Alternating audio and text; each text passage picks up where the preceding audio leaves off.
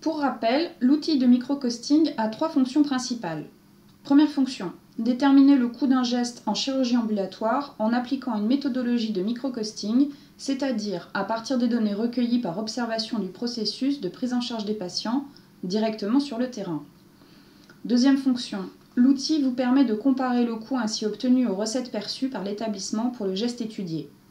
Troisième fonction, l'outil vous permet de simuler le coût unitaire du geste étudié en fonction du volume à réaliser. Ce didacticiel vidéo vous présente l'utilisation de cette troisième fonction. Pour accéder au module d'effet de volume, il suffit de cliquer sur Suivant après l'écran de comparaison coût-recette, puis de sélectionner « Je souhaite accéder à la fonction d'effet de volume ». La fonction coût-volume permet de répondre à la question suivante. Comment le coût unitaire de l'intervention évolue en fonction du volume de patients pris en charge?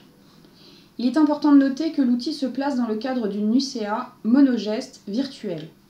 Cette unité virtuelle ne pratique qu'un seul geste, mais avec les mêmes délais de prise en charge et les mêmes coûts que ceux identifiés préalablement dans l'étude de microcosting. Dans cette unité virtuelle, le personnel est dédié à l'activité de chirurgie ambulatoire. Il ne peut donc pas être mobilisé pour effectuer des tâches pour les autres unités.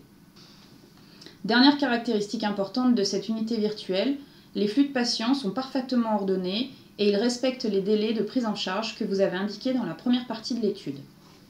Ainsi, en fonction du nombre de patients à traiter, l'outil sera en capacité de déterminer l'ordonnancement optimal des flux des patients et les horaires de passage des patients. Cet ordonnancement est optimal car il exploite au mieux le dimensionnement capacitaire de chaque lieu de prise en charge, chambre, salle d'opération, poste de SSPI. Il est également en capacité d'évaluer si les horaires d'ouverture de l'unité sont respectés, et ainsi de s'assurer que la prise en charge se termine effectivement le même jour où elle a commencé. À partir du flux patient, l'outil pourra donc déterminer la consommation des ressources, personnel et équipement, et d'évaluer le niveau de saturation de ces ressources. À partir de tous ces éléments, un coût unitaire pourra être établi pour chaque volume de patients traités. L'outil restituera les résultats sous forme d'un graphique comme celui-ci. En abscisse, le nombre de patients traités, en ordonnée, le coût unitaire, c'est-à-dire le coût par patient. Au fur et à mesure que vous augmentez le nombre de patients, vous avez la possibilité, selon vos propres choix, d'étendre les horaires d'ouverture et ou de rajouter des postes de prise en charge, place dans l'unité de chirurgie ambulatoire, poste de SSPI, etc. Et donc de renforcer la présence du personnel en conséquence, du fait de l'augmentation de la charge de travail, mais aussi de la plage horaire à couvrir ou du nombre d'équipements à armer. J'attire votre attention sur le fait qu'il n'existe pas qu'une seule fonction coût-volume.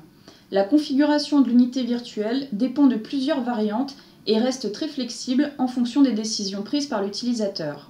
Attention, il ne s'agit pas non plus d'un outil d'optimisation des coûts. Si l'outil est en capacité d'optimiser le flux pour faire sortir le patient le plus vite possible en fonction du nombre d'équipements que vous paramétrez, l'outil n'est pas en capacité de vous donner la configuration la plus avantageuse en termes de coûts. Ce sera à vous de la trouver.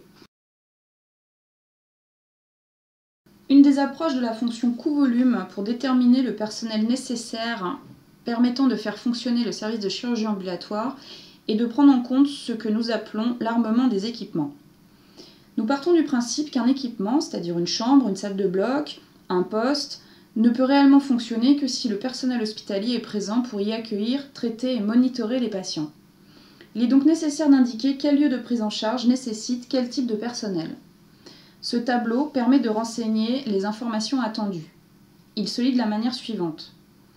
Dans cette UCA, une salle d'opération ne peut fonctionner que si un chirurgien, un IBOD et un IAD sont présents. Si l'on considère qu'il faut non pas un IBOD mais 2 IBOD, je l'indique en mettant le chiffre 2, ici à l'intersection de la colonne IBOD et de la ligne salle d'opération. Que peuvent signifier les valeurs inférieures à 1 dans ce tableau? Si une IDE peut prendre en charge jusqu'à 5 patients, il faut saisir 1 divisé par 5, soit 0,2 dans la matrice personnel-équipement. Si le fonctionnement de la salle d'opération nécessite un anesthésiste, mais que ce dernier surveille 2 salles, on indique 0,5 à l'intersection de la salle d'opération et de la colonne anesthésiste. Je vais maintenant paramétrer le modèle. L'outil reprend automatiquement les profils de personnel ainsi que les lieux de prise en charge que j'ai identifiés lors de la construction du coût de microcosting. Je commence par saisir l'horaire d'ouverture et de fermeture de l'UCA. L'heure d'ouverture correspond à l'heure à laquelle je convie le premier patient. La fermeture du service correspond à l'heure où tous les patients doivent être sortis du service. Dans mon exemple, je prends une amplitude horaire de 4 heures, allant de 8 heures à midi. Pourquoi un horaire si réduit ? Vous le comprendrez bien vite. Mais sachez que vous pourrez à tout moment dans la fonction coût-volume changer cette amplitude horaire. Nous vous demandons ensuite de saisir le nombre de jours annuels d'ouverture de votre unité. Vous verrez que par la suite, l'outil raisonne en nombre de patients traités par jour. Ainsi, le coût obtenu pour un patient par jour est en fait celui obtenu pour 210 patients par an, si l'UCA est bien ouverte 210 jours par an. Si vous passez à 2 gestes par jour, le volume annuel sera 210 par 2, c'est-à-dire 420. Vous pouvez moduler cet effet en choisissant d'ouvrir votre unité pour une durée moindre. Dans ce cas, les coûts du personnel seront ramenés au prorata du nombre de jours d'ouverture. Vous l'avez compris, pour analyser l'effet coût-volume, nous avons tout intérêt à commencer la simulation à partir d'une UCA la plus petite possible en nombre d'équipements ou de personnel. Pour cette raison, j'indique 1 pour l'ensemble des équipements et le personnel. Le point de départ de la fonction coût-volume sera donc une unité de chirurgie ambulatoire fonctionnant avec une personne par catégorie professionnelle et des lieux de prise en charge dont la capacité d'accueil ne dépasse pas un patient. Vous devez ensuite saisir la durée journalière de travail du personnel. J'ai opté dans mon exemple pour des horaires de chirurgie ambulatoire relativement standards. Je vous conseille de partir d'une durée journalière de 7h30 de travail. Dans la troisième colonne, il faut renseigner le niveau d'occupation maximale que peuvent atteindre les ressources. En effet, il n'est ni souhaitable ni réaliste que l'occupation maximale des personnels auprès des patients soit de 100%.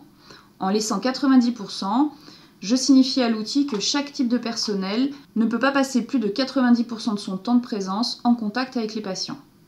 Ce type de paramétrage initial, avec tous les lieux de prise en charge paramétrés à 1, ainsi que le type de personnel à une personne par catégorie, une amplitude quotidienne de travail limitée, est un paramétrage initial qui convient à la plupart des situations. Quand vous maîtrisez bien le fonctionnement du modèle coût-volume, vous pouvez envisager un paramétrage initial différent. Pour accéder à la simulation coût-volume, je clique sur la flèche suivante.